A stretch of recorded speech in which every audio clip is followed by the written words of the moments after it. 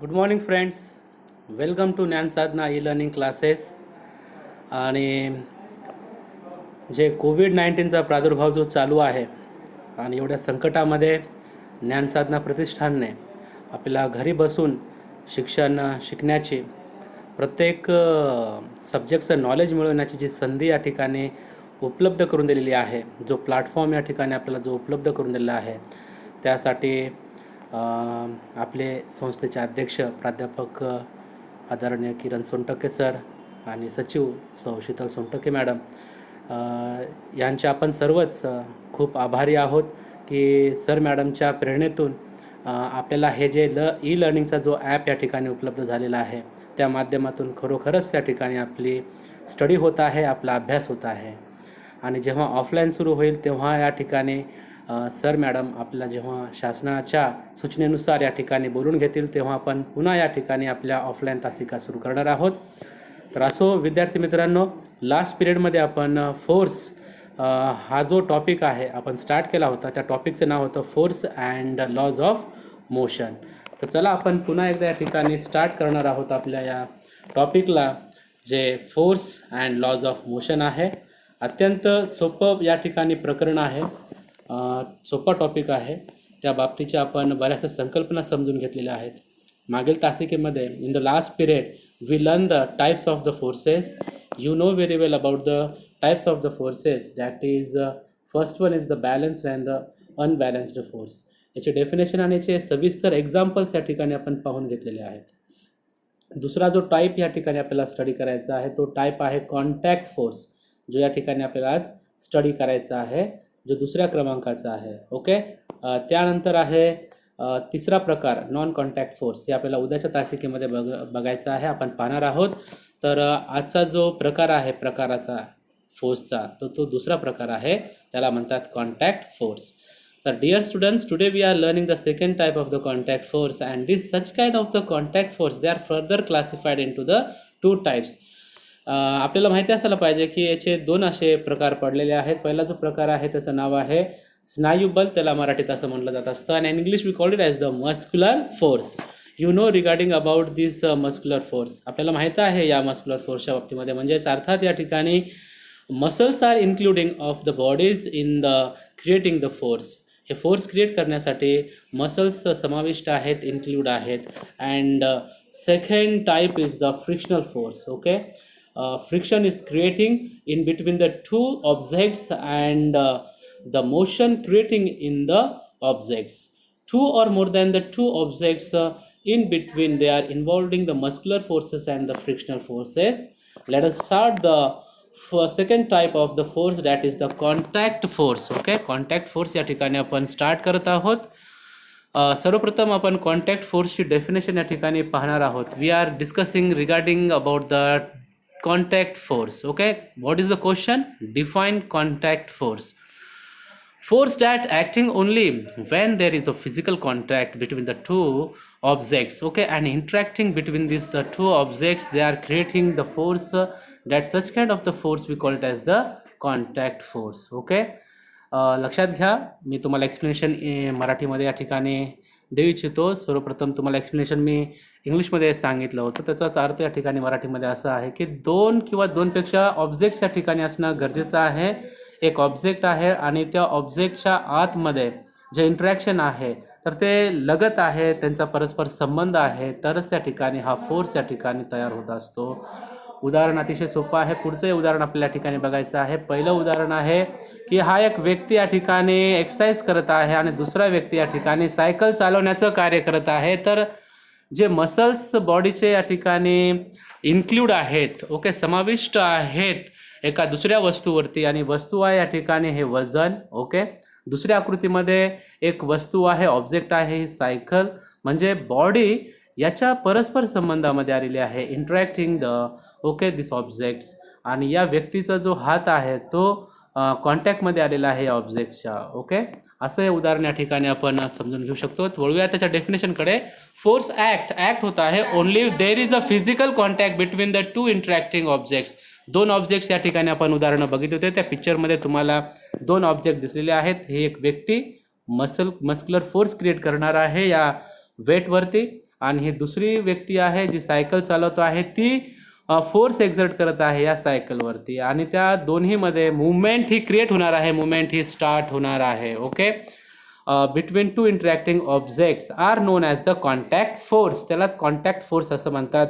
दोन या ठिकाणी वस्तू ऑब्जेक्ट म्हणजे त्या ठिकाणी सजीव देखील असू शकतो आणि निर्जीव वस्तू देखील असू शकते. सजीव म्हणल्यानंतर मसल्स आलेले आहेत. ओके, त्यांचा कॉन्टॅक्ट समावेश या ठिकाणी आलेला आहे. तर this example is the best example of the muscular force. Okay, पहिला जो प्रकार आहे कॉन्टॅक्ट फोर्सचा, मस्क्युलर फोर्सचं उदाहरण या ठिकाणी ते लागू पडतं. त्याची डेफिनेशन या ठिकाणी आपण स्टडी करणार आहोत. द फोर्स अप्लाइड, या ठिकाणी जो फोर्स अप्लाइड केलेला आहे मसल्सच्या द्वारे, शरीराच्या मसल्सच्या द्वारे जो फोर्स अप्लाइड केलेला आहे त्याला मस्क्युलर फोर्स असं म्हणतात. This is the definition of the muscular force. Okay, second is the frictional force. The frictional force is the opposing force between the two objects. दोन ऑब्जेक्टच्या मध्ये इंटरॅक्टिंग जो होत आहे ते अपोजिंग आहे, एकमेकाला अपोज करत आहेत. उदाहरणामध्ये हा जो बॉल आहे आणि ही जे एक अर्थ सरफेस आहे, पृष्ठभाग जो आहे, एखाद्या व्यक्तीनं जर किक मारली, किक केला बॉल, तर काय होणार, हा बॉल समोर जाणार आहे. म्हणजेच या बॉलच्या खालच्या पृष्ठभागामध्ये आणि हा जो जमिनीचा पृष्ठभाग आहे यांच्यामध्ये फ्रिक्शन होणार आहे आणि फ्रिक्शन झाल्यामुळं अपोजिंग त्या ठिकाणी बॉल हा समोर जाईल, त्याच्यामध्ये मुवमेंट क्रिएट होईल.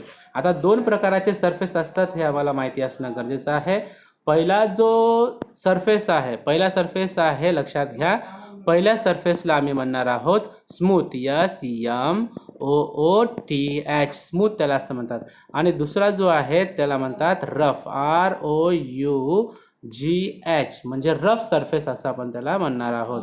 Rough surface and smooth surface, या दोन सरफेसमध्ये फ्रिक्शन क्रिएट होणार आहे आणि फ्रिक्शन क्रिएट होईल तेव्हा मुवमेंट हे ऑब्जेक्टमध्ये घडून येणार आहे. तर अशा प्रकारच्या या बलाला, या फोर्सला आपण कोणता फोर्स म्हणणार आहोत, जिथं फ्रिक्शन हे क्रिएट होत असतं, घर्षण तयार होत असतं, त्याला फ्रिक्शनल फोर्स असं म्हणतात.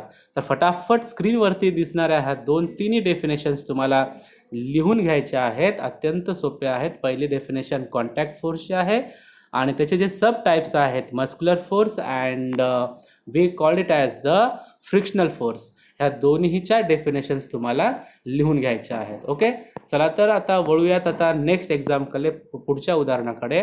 हे उदाहरण तुमच्या लक्षामध्ये आलेलं आहे, पाहिलेलं आहे की muscular force is the force applied by using the muscles of the body using a part of the objects.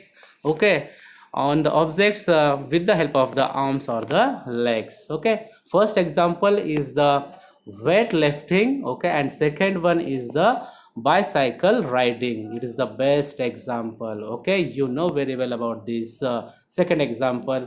We also act in our home. आपण आपल्या घरी देखील अशा प्रकारची ॲक्टिव्हिटी करत असतो, पण आपल्याला माहिती नाही की विज्ञानाचा समावेश आपल्या घरगुती दैनंदिन जीवनामध्ये कशा रीतीनं होत असतो. किती महत्त्वपूर्ण इन्फॉर्मेशन आहे.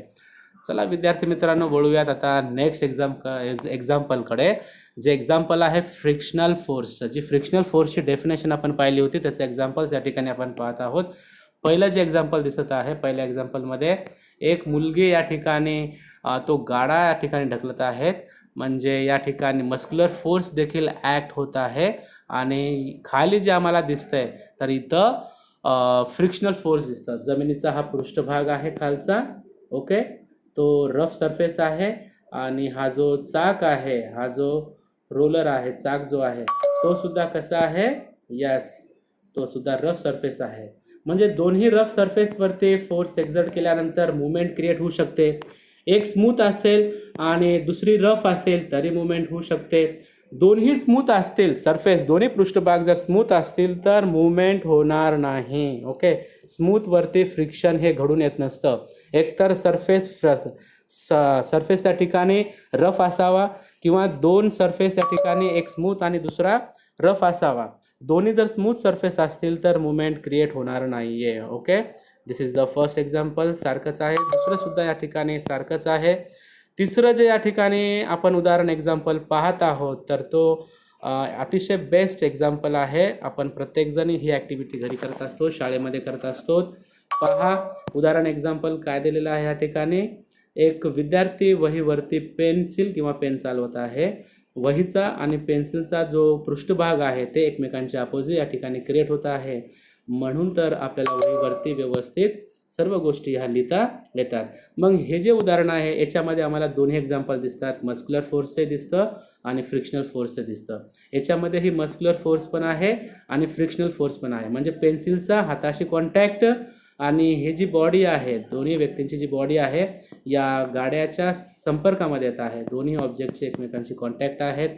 ही एक व्यक्ती आहे, या व्यक्तीच्या हातामध्ये गाडा आहे आणि ती पुश करते समोर. ओके, तर या ठिकाणी देखील दोघांचा परस्पर कॉन्टॅक्ट आलेला आहे. This is the interacting between the two bodies. This is called as the contact force and subtypes is the frictional force and the muscular forces. Today's homework. चला आता आपल्याला बघायचं आहे आजचं आपलं होमवर्क काय आहे. आपलं होमवर्क खूपच या ठिकाणी बेस्ट आहे. What is force? Write it's SI unit. आपल्याला त्याचं SI युनिट लिहायचं आहे.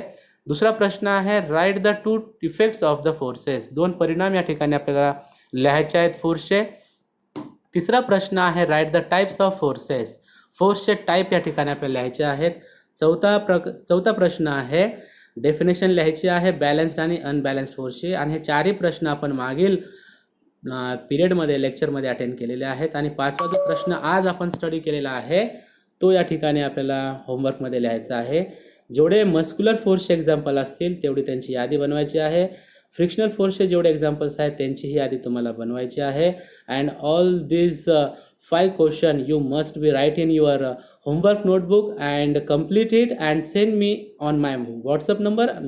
This is my WhatsApp number. Okay, note it and send on my WhatsApp number. Okay, घरी राहा, सुरक्षित राहा आणि व्यवस्थित आपला अभ्यास चालू ठेवा. या ठिकाणी आपण थांबणार आहोत. पुढील भागामध्ये नॉन कॉन्टॅक्ट फोर्स हे आपण स्टडीसाठी घेणार आहोत. थांबूयात या ठिकाणी. धन्यवाद.